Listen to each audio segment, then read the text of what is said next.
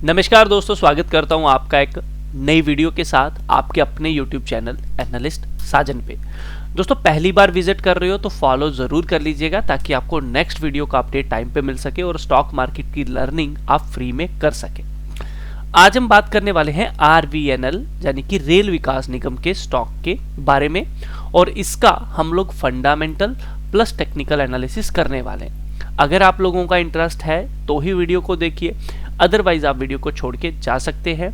और एक चीज़, अगर आपका टाइम बचता है मेरी वीडियो से तो प्लीज़ लाइक ज़रूर कर दीजिएगा, क्योंकि काफ़ी सारे लोग एंड में लाइक करना ही भूल जाते हैं, तो प्लीज़ पहले ही लाइक कर दीजिएगा। तो दोस्तों, रेल विकास निगम स्टॉक की अगर हम बात करें तो सबसे पहले हम आएंगे प्रमोटर होल्डिंग के ऊपर। दोस्तों, प्रमोटर की होल्डिंग यहाँ पे हमें देखने को मिल रही है 78% से ज़्यादा थी 2022 में, जो कि अब जाकर कम हो गई है 72% के करीब हमें देखने को मिल रही है। बट इस होल्डिंग से ज़्यादा फर्क पड़ेगा नहीं स्टॉक को। क्यों नहीं पड़ेगा, चलिए मैं ये भी आपको बताता हूँ। गवर्नमेंट की कंपनी है तो इसका जो शेयर होल्डिंग पैटर्न है वो प्रेसिडेंट ऑफ इंडिया के पास ही होगा, यानी कि हमारे देश के पास ही इसकी होल्डिंग है मेन। तो इस वजह से प्रमोटर तो कभी निकले या ना निकले वो इतना इम्पैक्ट नहीं पड़ेगा, क्योंकि सरकार के पास ही ये पैसा है। बात आती है इसके अंदर बाकी बड़े प्लेयर क्या कर रहे हैं। FIs यहाँ पर अच्छा खासा आउन करते हैं और FIs माल को खरीद रहे हैं। पहले उनकी 2% की होल्डिंग थी दिसंबर 2022 में, बट कम की और उसके बाद लगातार इन्होंने दोबारा इसको बाइंग करना शुरू किया है, जब इनको लगा होगा कि हाँ और ऊपर की तरफ जाएगा।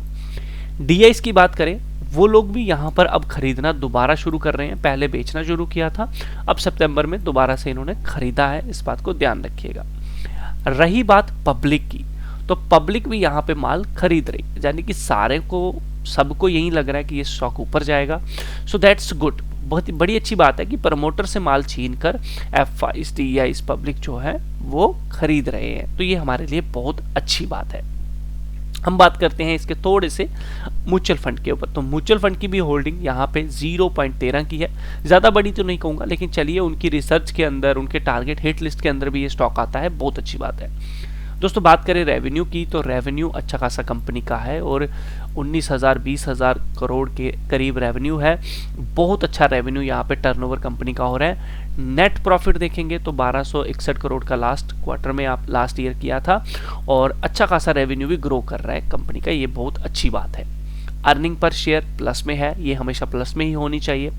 डेब्ट टू इक्विटी रेशो, कंपनी ने कर्जा अपना कम करने की कोशिश की है, इसका मतलब कंपनी जो प्रॉफिट कमा रही है उसमें से कर्जे को भी कम कर रही है, इसीलिए हमें ज़्यादा प्रॉफिट नहीं देखने को मिल रहा है। तो ये बहुत अच्छी बात है कि कंपनी ने 1 रेशो के नीचे अपना डेब्ट ले आया है, ये सबसे बड़ा पॉजिटिव पॉइंट है, इस बात का ध्यान रखिएगा। तो अभी तक जितनी बातें देखी हैं बहुत अच्छी हैं। देख लेते हैं मेन बिजनेस कहाँ से है। तो इनको जो मेन पैसा आता है वो इनके मेन सेल्स जो है वो बिजनेस से ही आ रहा है, ठीक है। बाकी अदर इनकम ज़्यादा तो आपको नहीं देखने को मिल रही है, लेकिन मेन पैसा यहीं से आ रहा है, तो ये बहुत अच्छी बात है हमारे लिए। बात करते हैं बैलेंस शीट की। दोस्तों, बैलेंस शीट को हम कंसोलिडेशन बेसिस पे ही देखेंगे।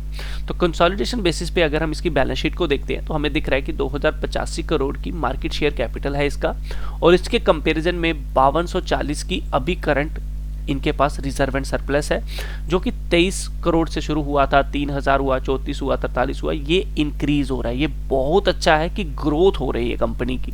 तो फंडामेंटली अभी तक जो चीज़ें देखी हैं बहुत अच्छी है। लॉन्ग टर्म बोरिंग, कर्जा लिया हुआ था कंपनी ने 3000 करोड़ से ही शुरू हुआ था, कहीं ना कहीं 4200 हुआ, 56 हुआ, 63 हुआ, और अब जाके 300 करोड़ इन्होंने कम किया है, ठीक है, इस बात का ध्यान रखिए। शॉर्ट टर्म बोरिंग भी 377 करोड़ की यहाँ पे हमें देखने को मिल रही है, ये अभी अभी ही इन्होंने ली है। इसके अलावा बात करते हैं एसेट की। तो कंपनी के पास जो पैसा आने वाला है वो 1346 करोड़ है, जो इन्होंने बिजनेस वगैरह कर लिया है और अब पैसा इनके पास आएगा। इसके अलावा कैश एंड इक्विवेलेंट भी 1000 करोड़ 1853 करोड़ की देखने को मिल रही है, बहुत अच्छी बात है।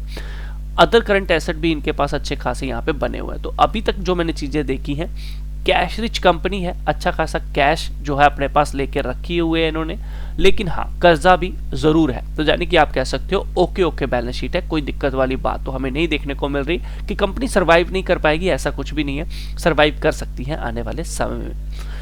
अब बात करते हैं टेक्निकल की। दोस्तों, टेक्निकल के ऊपर जाऊं उसके पहले बता दूं, अगर आपको टेक्निकल की बिल्कुल नॉलेज नहीं है, आप सीखना चाहते हैं, तो फ्री ऑफ कॉस्ट हमारे मनी मेकर RS चैनल पे जाके आप सीख सकते हैं। 15 वीडियोस मैंने अपलोड कर दी हैं, जिसके अंदर बिल्कुल बेसिक से सिखा रहा हूँ, और जो जो चीज़ें मैं आप लोगों को बताता हूँ टेक्निकल बेसिस पे वो सारी सिखा दी हैं। तो आप इस चैनल को ज़रूर फॉलो कर लीजिएगा। तो दोस्तों RVNL का अगर मैं एनालिसिस करूँ तो ये एक चैनल पैटर्न में चल रहा है, और इस चैनल पैटर्न के अकॉर्डिंग 2028 तक ये स्टॉक नियर अराउंड आपको 900 प्लस के टारगेट दे सकता है, अगर इसने इसी चैनल पैटर्न को फॉलो किया। अब आपके एक माइंड में क्वेश्चन जरूर आएगा, यार जरूरी है क्या ये चैनल पैटर्न को फॉलो करे, और जो आपने लाइन बना दी क्या ये ऐसा होता भी है कभी, क्या ऐसा स्टॉक करते भी हैं या नहीं करते हैं? तो चलिए मैं इसके लिए आप लोगों को दिखा देता हूं कि ऐसा किसी स्टॉक ने आज तक किया है या फिर नहीं किया है। तो ICICI डायरेक्ट, आप लोग ICICI बैंक को तो जानते ही होंगे, ये स्टॉक भी चैनल पैटर्न के अंदर चलता था, और आप लोग देख सकते हैं कि आज तक ये इस रेंज में था। जब इसने तोड़ा, ये इस चैनल पैटर्न के ऊपर चला। ये आया था कोविड का समय, जब ये गिरा दोबारा इसी चैनल पैटर्न में ये आया, और आप देख सकते हो कभी इसके बाहर गया लेकिन दोबारा इसी चैनल पैटर्न में गया, कभी भी ऊपर वाली लाइन को इसने तोड़ा नहीं, और वहीं से चलता जा रहा है। आज भी ये स्टॉक यहीं से लेके इसके बीच में ही काम करता है। तो दोस्तों हर एक स्टॉक की एक हैबिट होती है, और अपनी हैबिट को वो कभी भी छोड़ते नहीं है। तो RVNL की भी एक हैबिट जो है वो अभी तक हमें देखने को मिल रही है कि इसने एक चैनल पैटर्न को पकड़ा हुआ है, और ये वीकली बेसिस पे देखने को भी मिल रहा है कि उसके अंदर ये फॉलो कर रहा है। ठीक है, तो ऐसे ही ये चलता अगर गया तो हमें एक अच्छा लेवल आने वाले समय में देखने को मिलेगा। बात ये आती है कि क्या हमें इस लेवल पे खरीदना चाहिए, और कब हम ये कह सकते हैं कि इसके अंदर ट्रेंड खत्म हो गया। इसके अंदर आप लोग लगा लीजिएगा बुलिंगर बैंड। अब अगर आपको नहीं पता ये बुलिंगर बैंड क्या होता है, तो मनी मेकर पे हमने बुलिंगर बैंड में इस वीडियो में बताया था, right use of Bollinger band, तो इसमें सीख लीजिएगा आप लोग। ठीक है, तो ध्यान रखिए वीकली बेसिस पे जब तक ये 20 SMA के ऊपर है, ये जो पीली वाली लाइन है सेंटर वाली, तब तक ये कह सकते हो कि ये बुलिश ट्रेंड में है। ठीक है, एक बात ध्यान रखिएगा। लेकिन जैसे ही इसके नीचे 2 रेड कैंडल आपको देखने को मिले वीकली बेसिस पे, तो आप एग्जिट करना चाहो तो कर सकते हो, क्योंकि कहीं ना कहीं ट्रेंड खत्म हो जाएगा और फिर ये नीचे की रैली बनाएगा। लेकिन अगर दोबारा ये वीकली बेसिस पे 2 रेड ग्रीन कैंडल इस येलो वाली लाइन 20 SMA के ऊपर देता है, आप दोबारा री एंट्री कर सकते हो।